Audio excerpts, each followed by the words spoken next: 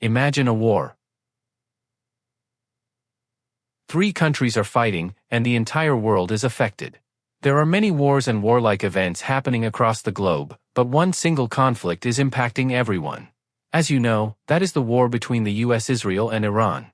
The war hasn't even been going on for a month, yet its impact has already covered the entire world. If this war continues, massive crises will erupt. How long can this war last? Let's take a look at how resilient or fragile these countries truly are. Iran. According to statements from the US, operations against Iran have reached levels of destruction not seen since World War II. Airstrikes targeting oil facilities and energy lines have brought production to a standstill, shaking the global economy. Attacks have spread to many major cities, primarily Tehran. Strategic facilities, nuclear research centers, and logistics lines have been rendered largely unusable. In retaliation, Iran has targeted US bases in the region, Israel, and several Gulf countries, such as Riyadh and Qatar, with ballistic missiles, increasing the scale of the conflict and mutual destruction.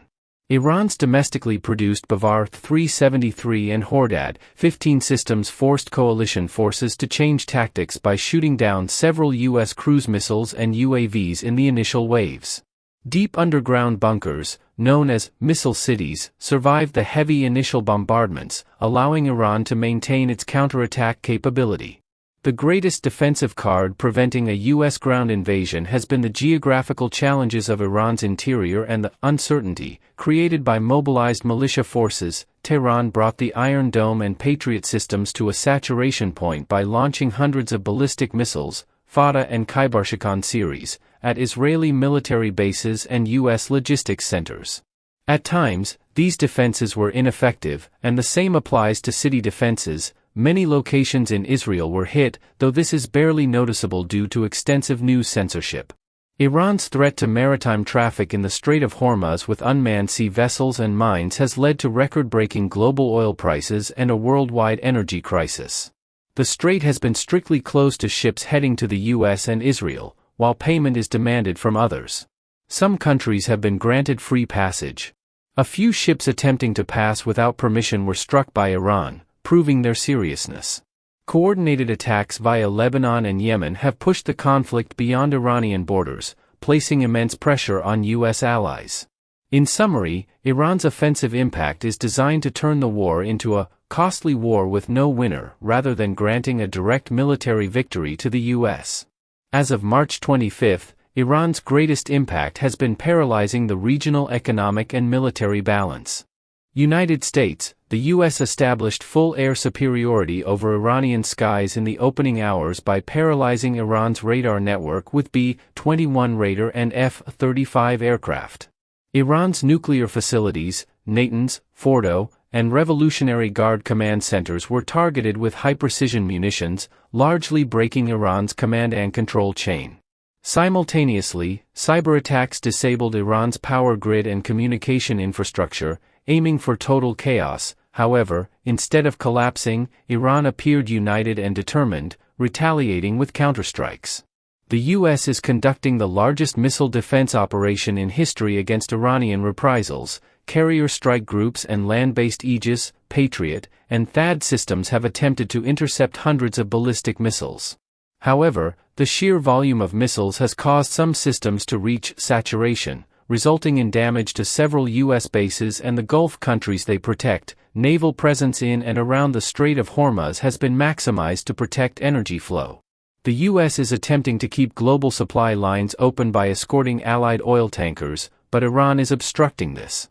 The operational cost of the first 25 days alone has reached hundreds of billions of dollars, sparking serious debates in U.S. domestic politics.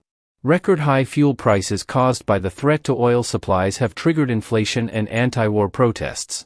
Rocket and UAV attacks on regional bases have resulted in casualties and injuries among U.S. personnel. Donald Trump's statements have left both allies and the Pentagon in a riddle. His unconventional rhetoric serves diplomatic ambiguity more than the war effort.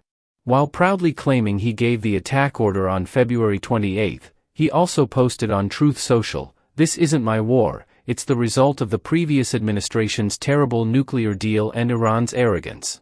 I'm just doing the cleaning, attempting to dodge responsibility." One of his most confusing statements was directed at allies, referring to Saudi Arabia and the UAE. He said, "We are protecting their oil and kingdoms. If they don't pay for this war down to the last penny, I'll withdraw my aircraft carriers." This created panic and a breach of trust among Gulf nations under missile fire. His irrational claims regarding nuclear sites, saying, "We flattened them one day and we haven't touched the important parts because they still owe me," the next, has the intelligence community debating whether the president is playing a strategic game or creating misinformation. While supporting Netanyahu, he also intimidated his closest ally at a rally, saying, "Israel is moving too slow, they would have thrown in the towel if not for me. If they don't speed up, they're on their own." Israel, unlike the broad U.S. bombardments, Israel has focused on Iran's most protected and critical points. The Israeli Air Force, IAF, conducted high-risk sorties with F-35 Adir jets against underground nuclear facilities like Natanz and Fordo. Tehran defense sources confirm heavy damage. Mossad networks within Iran became active at the start of the war, carrying out pinpoint operations against key nuclear program figures and Revolutionary Guard commanders. Israel targeted not only Iran but also the missile depots of Hezbollah in Lebanon. Iron Dome, David Sling, and Arrow 3 systems work 24/7 to intercept thousands of missiles and kamikaze UAVs, yet several important urban areas have been hit. Despite a success rate over 90%, Iran's saturation tactics allowed some missiles to strike Tel Aviv and military airbases, causing significant damage. Much of the country has lived in shelters for weeks. The economy and education are at a standstill. While Israel has proven its air power and technological edge, ammunition stocks are beginning to trigger alarms.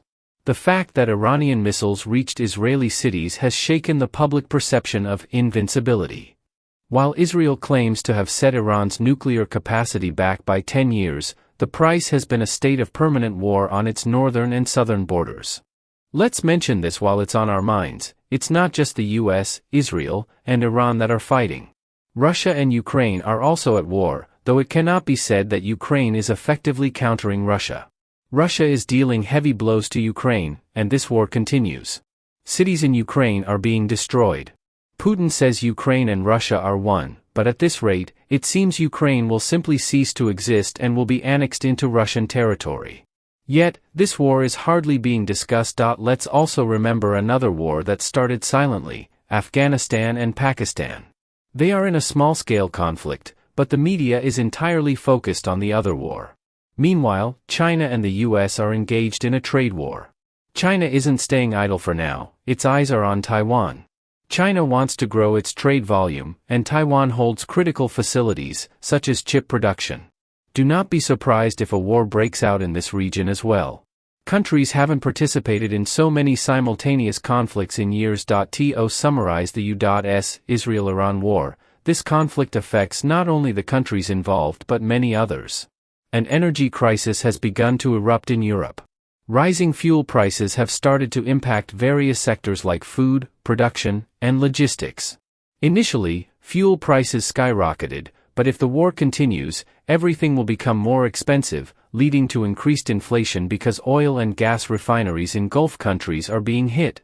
The bill has already started affecting not just Europe, but other countries like India, Brazil, Japan, and South Korea as well. On the other hand, the markets have turned volatile. The gold market, which is expected to rise during wartime, has instead fallen, fluctuating according to the statements of heads of state.